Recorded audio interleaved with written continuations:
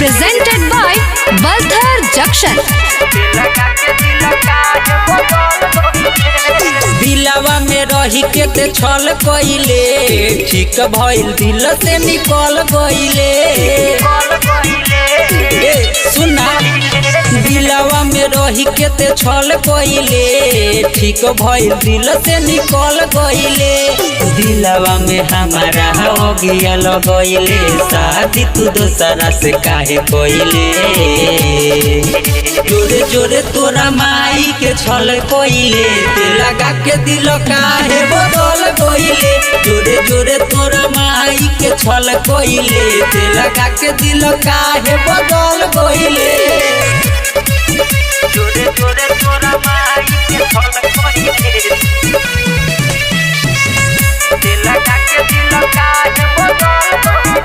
ते लगा के दिल काहे बदल गइले। दिलवा तोड़ले हमारा के छोड़ले, हमरे से परेशानी बा। उतर हेलो इकाई के बतिया, अब तो चढ़ल जवानी बा। अब तो चढ़ल जवानी बा। दिलवा तोड़ले हमारा के छोड़ले, हमरे से परेशानी बा। उतर हेलो इकाई के बतिया, अब तो चढ़ल जवानी। कहले रली तू साथ जिए के, मोहर के क्रिया तू काहे खइले। जोरे जोरे तोरा माई के छल कइले, ते लगा के दिल काहे बदल गइले। जोरे जोरे तोरा माई के छल कइले, ते लगा के दिल काहे बदल गइले। जोरे जोरे तोरा माई के छल कइले, ते लगा के दिल काहे बदल गइले। ते लगा के दिल काहे बदल गइले। चाहत रहले मासूमनी, संदीप के रहे मन रे।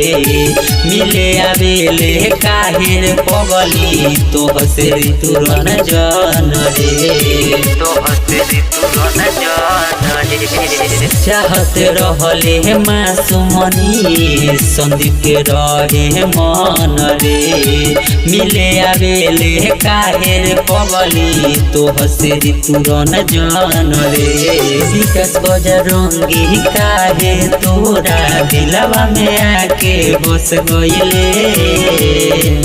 जोरे जोरे तोरा माई के छल कइले, ते लगा के दिल काहे बदल गइले। जोरे जोरे तोरा माई के छल कइले, ते लगा के दिल काहे बदल गइले। श्री लक्ष्मी रिकॉर्डिंग स्टूडियो, बलथर चौक।